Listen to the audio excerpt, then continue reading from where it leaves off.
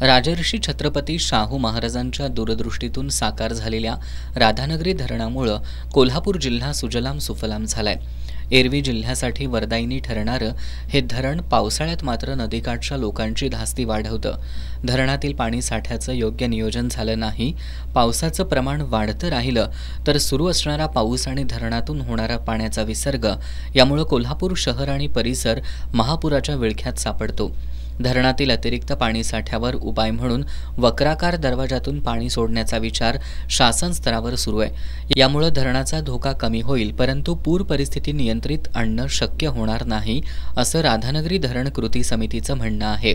समितीनं वक्राकार दरवाजातून पाणी सोडण्याऐवजी धरणाचा धोका टाळण्यासाठी टनेलद्वारे किंवा थेट पाईपलाईनद्वारे जादाचं पाणी तळकोकणात सोडून त्यावर वीज निर्मिती करावी अशी उपाययोजना सुचवली आहे। जागतिक जलदिनाच्या निमित्तानं समितीचे प्रसिद्धी प्रमुख महेश तिरवडे यांनी शासनानं या उपाययोजनेवर विचार करून आपली भूमिका स्पष्ट करावी अशी मागणी केली आहे।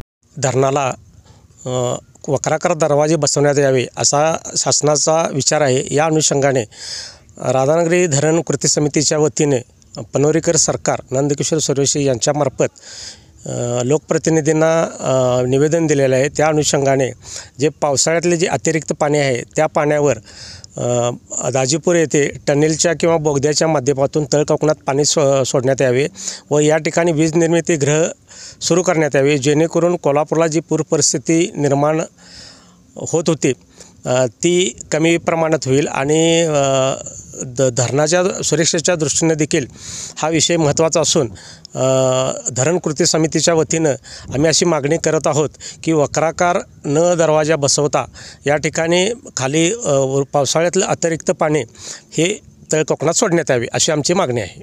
आज जागतिक जलदिनानिमित्त कृती समितीनं पावसाळ्यात अतिरिक्त पाण्यामुळे राधानगरी धरणाला निर्माण होणारा धोका तसंच धरणाच्या खालील भागात निर्माण होणारी पूरस्थिती टाळण्यासाठी सुचवलेल्या उपाययोजनेचा शासनानं विचार केला तर ते स्वागतार्ह ठरेल। एस न्यूजसाठी राधानगरीहून नामदेव कुसाळे।